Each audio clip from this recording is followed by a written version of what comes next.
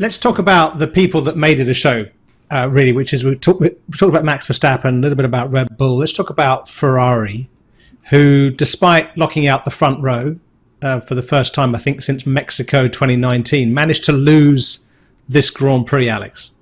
Yeah, I think Juan hit it perfectly on the head, really. It was Verstappen's move around Sainz that really set up that victory. If Verstappen hadn't got Sainz at turn 1, he wouldn't have had to go at Leclerc.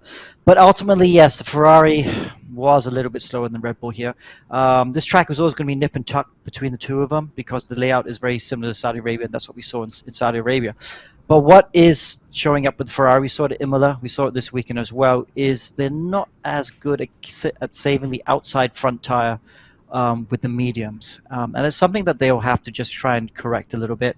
The good news for Ferrari is they haven't even brought an update package since round 1.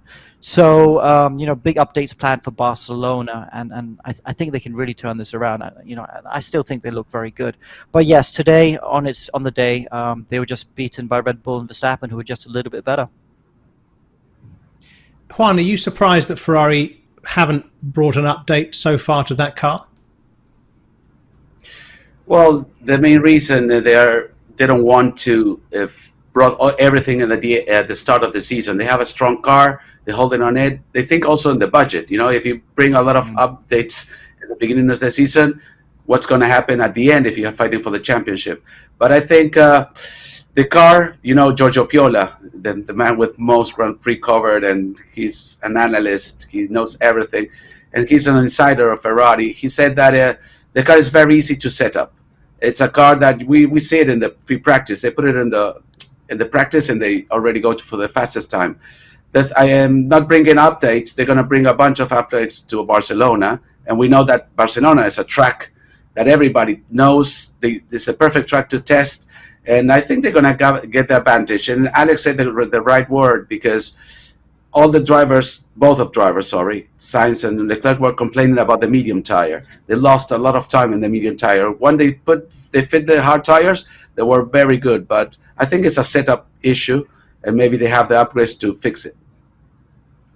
Oh, fantastic. Okay, so we're looking forward to a Ferrari revival in Spain in 2 weeks. A quick one for you, because one of the things that I adore about watching you interview the drivers is when you switch between languages, and I suspect you get details because you're able to speak to the drivers in different languages. Carlos, of course, speaking Spanish, the 27-year-old, he's sitting 5th in the World Championship.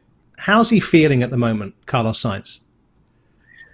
I think this race, even it was a podium, he lost a place with Max because the overtake was very good, and he mentioned that he told the team that he was starting from the dirty side, and he's going to have a handicap there. But I mean, he recovered from the weekend. The bump he gave in the head, then the crash.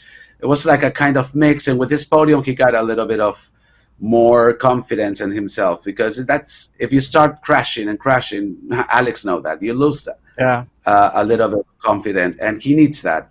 With this podium, he's already on the track. He's going to his own home Grand Prix next week, and he want to perform. I don't know if he's going to overperform, because sometimes that's the problem, no? Because Charles is being faster since the start of the season, and that's, it's your teammate, and you want to go faster than him. And when you want to go overdrive, you have that problems. Yeah, it's kind of interesting, wasn't it? I mean, he only got 3rd place, but in a way, this was his most important performance of the year, if you ask me, because he is under pressure now. When he crashed on Friday, I thought, oof, because the last 2 races, he hadn't even done 1 racing lap combined, and that crash for sure was going to heap a whole bunch of pressure. Formula 1 drivers are very good at withstanding pressure, but you drive for Ferrari, you're under a microscope all the time. And we saw it a little bit last year. He even alluded to this. He says, I had some bad results, but I was able to come back stronger. And that shows what sort of driver and mental toughness he's had. But this year's different, because Leclerc's in a championship-winning car right now. And so he's even more under the microscope, and he really needs to get those results. And I thought, wow, if he has another accident today, he's going to be in big trouble. But he pulled it out, The qualifying performance was superb, and he had a clean weekend after that accident Friday, which is, I think it was imperative that he had a clean weekend. And at least now he can go to Barcelona with a little bit of, restoring a bit of confidence and maybe, like Juan says, find something extra for his home Grand Prix.